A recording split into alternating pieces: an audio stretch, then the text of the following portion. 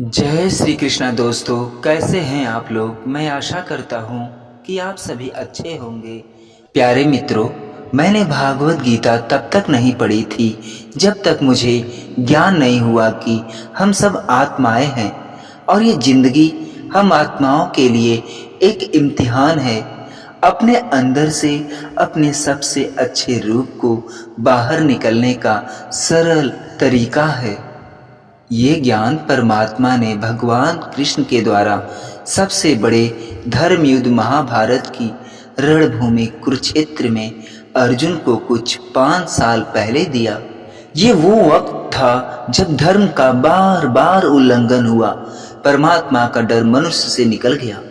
लालच की होड़ में भाई ने भाई को मारने की कोशिश की और यही नहीं, व्याहता को भरी सभा में अपने बड़ों के सामने अपमानित किया गया। इससे पहले कि मनुष्य जाति धर्म युग से निकलकर पूर्ण रूप से कलयुग में जाती, युद्ध की रणभूमि में युद्ध से कुछ पहले परमात्मा ने गीता भगवान कृष्ण के द्वारा मनुष्य जाति के कल्याण के लिए दी। गीता परमात्मा द्वारा दी गई ग्रंथ है जो किसी एक धर्म के नहीं बल्कि पूरी मनुष्य जाति के लिए है, पूरी इंसानियत के लिए है, सब आत्माओं के लिए है। क्योंकि यह आत्मा को परमात्मा के बारे में, उसकी सृष्टि के बारे में और सबसे अहम यह उन कायदों के बारे में समझाती है जिनका आत्मा को मनुष्य के रूप में हर हाल में पालन करना होगा, रक्षा करनी होगी। और इन्हीं कायदों की बुनियाद पे एक आत्मा शरीर त्याग करने के बाद परखा जाएगा और इसी परीक्षा से पास होने पे हमेशा के लिए इस जन्म और मृत्यु से मुक्ति मिलेगी। परमात्मा भागवत गीता में कहते हैं कि मैं ही सबकी शुरुआत हूँ, मैं ही शुरू से भी पहले था और सब खत्म होने के बाद भी रहूँगा। सब मुझ में है और मैं सब में हूँ। जो भी तू छू सकते हो, देख सकते हो, चख सकते हो या सुन सकते हो, सब मैं हूँ। ये नदियाँ, पहाड़, सूरज, ग्रहण, चांद, सितारे सब मैंने बनाए हैं। मैंने ही भगवान, शैतान, राक्षस और इंसान बनाया। मैं सर्वव्यापी हूँ, सब मैं रहता हूँ, सब मैं हूँ, मैं हूँ, मैं हूँ। मैं ही ब्रह्मा बनकर सब बनाता हूँ और रुद्र बन के सब नष्ट कर देता हूँ। मैं ये सृष्टि यूं ही बनाता और तोड़ता रहूँगा ताकि आत्माओं को मौके मिल सके इस जन्म और मृत्यु से मोक्ष पाने को, हमेशा के लिए परमात्मा के साथ रहने को। भागवत गीता कहती है कि सबसे बड़ी परीक्षा के लिए परमात्मा ने प्रकृति का निर्माण 5 तत्व हवा, अग्नि, जल, पृथ्वी और ईश्वर से किया, जिन्हें हम छू के, चख के, सूंघ के और देख के हम समझ सकते हैं। पर खुद परमात्मा इन 5 इंद्रियों के समझ से बाहर है। उन्हें आत्मा इन इंद्रियों से नहीं जान सकती। आत्मा 5 इंद्रियों के साथ वैसे ही है जैसे एक लोहे का रोबोट जिसे अपने बनाने वाले का कोई पता नहीं। अर्जुन को भी परमात्मा का विराट रूप देखने के लिए भगवान कृष्ण ने दिव्य नेत्र दिए। भागवत गीता समझाती है कि आत्मा अजन्मी है, इसे कोई मार नहीं सकता, कोई जला नहीं सकता, डुबा नहीं सकता, काट नहीं सकता। लेकिन आत्मा को परमात्मा के साथ हमेशा रहने के लिए ही परीक्षा रूपी जीवन में बैठना ही पड़ेगा। इस परीक्षा के लिए परमात्मा से विछड़ के आत्मा को पृथ्वी पे किसी न किसी रूप में जन्म लेना पड़ता है और 88 करोड़ योनियों को जीने और भोगने के बाद एक आत्मा को मनुष्य का शरीर और दिमाग मिलता है। इस सबसे बड़ी मर्यादाओं की परीक्षा में बैठने के लिए हर मनुष्य को इस पूरी परीक्षा के दौरान तरह तरह की अच्छी और बुरी भावनाओं की चक्रव्यूह में अपने ही भाई, बहन और मित्रों के साथ डाला जाता है, जिसमें हर परमात्मा को अपने अंदर की तामसिक और रासिक अवगुणों से निकलने के लिए सात्विक जीवन में प्रवेश करने के मौके मिलते हैं। हमारे तामसिक गुण वो हैं जो हमारे अंदर हीन भावना पैदा करके हमें खुद को उदास और नुकसान पहुंचाते हैं, और हमारे राजसिक गुण हमें ईर्ष्यालु और लोभी बना के दूसरों के प्रति नुकसान पहुंचा सकते हैं। इस परीक्षा के दौरान हर आत्मा को तामसिक और राजसिक गुणों को खत्म करके अपने सात्विक गुणों से परिचित होना पड़ेगा। सात्विक गुण वो है जो आत्मा को अपने आस पास की हर चीज से जोड़े और उन्हें प्यार करना सिखाते हैं।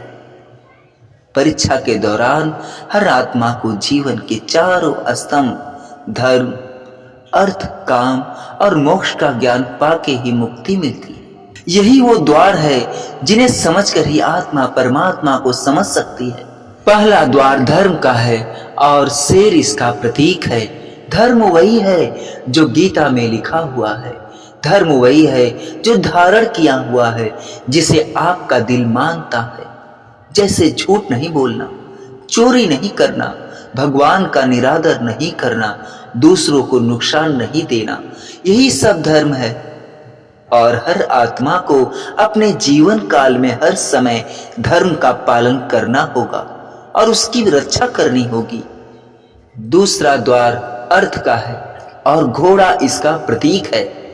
हर आत्मा अपने हर जीव काल में अपने पृथ्वी पे होने का अर्थ या मूल कारण समझेगी। इस जिंदगी में भोगने वाली चीजें और रिश्तों का आनंद लेगी। अच्छा बेटा, अच्छी बेटी, अच्छा भाई या अच्छी बहन, अच्छा पति या अच्छा पत्नी बनके हर दुनियावी रिश्ते पर खरी उतरेगी और इस परीक्षा को पास करेगी। तीसरा द्वार काम का है। भगवत गीता समझाती है कि हर मनुष्य के अंदर काम, क्रोध, लोभ, मोह, अहंकार और ईर्ष्या जैसी 6 भावनाएं हमें अपने और दूसरों के प्रति नुकसान पहुंचा सकती है। इन भावनाओं को हर मनुष्य को अपने अपने नियंत्रण में रखना होगा, क्योंकि इनके अभाव में किया हुआ कोई भी काम हमारे जीवन भर की परेशानियों का कारण बन सकता है। और एक आत्मा संतोष और सादगी से इन भावनाओं पर हमेशा के लिए विजय पा सकती।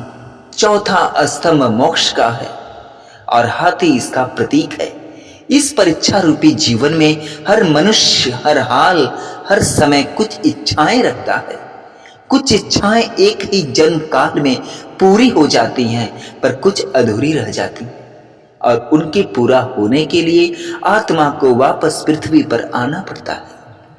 भागवत गीता समझाती है कि हमारी इच्छाएं ही मूल कारण है हमारे पृथ्वी पर वापस आने का, और अगर हम कोई भी इच्छा ना रखें तो हम इस जीवन और मृत्यु से मुक्त हो सकते हैं। ये द्वार माफी का भी है। जिन्होंने अपने साथ बुरा किया उनको माफ करके, जिनसे अपने बुरा किया उनसे माफी मांग के मुक्ति पाई जा सकती है। जब तक आत्माएं इन चारों दरवाजों धर्म, अर्थ, काम और मोक्ष को समझ नहीं लेती, तब तक इस आत्मा को बार बार मनुष्य के रूप में आना ही पड़ेगा। परीक्षा का समय खत्म होते ही आत्मा शरीर और अन्य सब वस्तुओं को त्याग कर देती है। जो भी संसार में रहकर बनवाया वो अब किसी और का होगा। आत्मा अपने कर्मों के फैसले के लिए चली जाती है। आत्मा के अच्छे बुरे कर्मों का हिसाब होता है। अपने अच्छे कर्मों के लिए आत्मा कुछ वक्त के लिए स्वर्ग और दुष्कर्मों के लिए नरक चली जाती है। नरक में आत्मा को अपने पापों के अनुकूल सजाएं मिलती हैं, पर सजा खत्म होने के बाद आत्मा को फिर से एक नया शरीर और नया दिमाग मिलता है। इस परीक्षा में फिर से बैठने के लिए एक मौका मिलता है। परीक्षा में फिर से वही सब दोहराया जाएगा। जिंदगी के 4 स्तंभ धर्म, अर्थ, काम और मोक्ष को समझने के लिए हर जन्म में अपने कोई जन्मों के कर्मों के हिसाब से आत्मा को कभी अच्छे तो कभी बुरे हालातों से गुजरना पड़ता है। लेकिन जब तक आत्मा परमात्मा के साथ योग की नहीं समझ लेती, तब तक वो मुक्ति नहीं पा सकती। भागवत गीता समझाती है कि मनुष्य अपने शरीर, दिमाग या दिल से भगवान को पा सकता है। शरीर द्वारा किए गए कर्मों के माध्यम से परमात्मा को पाने को कर्म योग कहते हैं। ऐसे कर्म जो परमात्मा की इच्छा से हो और दूसरों के कल्याण के लिए हो। वाल्मीकि ने रामायण लिख के श्रवण ने अपने माता पिता की सेवा और उन्हें 4 धाम की यात्रा कराकर अपने कर्मों द्वारा परमात्मा को पाया है। श्रीमद् भागवत गीता ये भी समझाती है कि आत्मा दिमाग से भी परमात्मा के साथ योग लगा सकती है। इसे राजयोग कहते हैं, क्योंकि दिमाग, मस्तिष्क ये सब इंद्रियों का राजा है। एक मनुष्य अपनी आस्था, श्वास, प्रणाली, अभ्यास, साधना और तपस्या से परमात्मा को इस योग के रास्ते पर पा लेता है।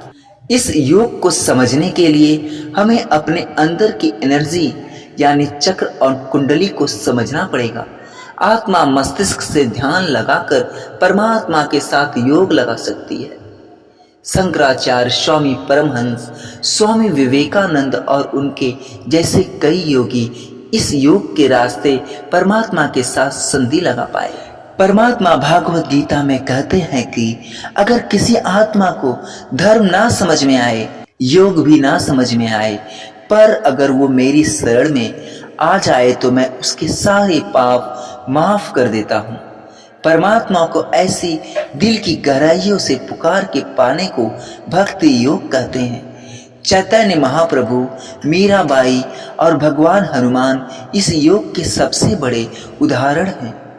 लेकिन कभी आत्मा अपने होने का मूल कारण भूल के धर्म का उल्लंघन करे या पाप के रास्ते पर निकल जाए तो उसे ठीक करने के लिए परमात्मा को खुद किसी रूप में पृथ्वी पे जन्म लेना पड़ता है। तो मित्रों, श्रीमद् भागवत गीता को पूरा पढ़ के इस जिंदगी के असली मायने समझें और परमात्मा के साथ योग लगाएं। अगर आपको यह भगवत गीता का सार पसंद आया हो तो इस चैनल को लाइक, शेयर, सब्सक्राइब जरूर करें। भगवान श्री कृष्ण के लिए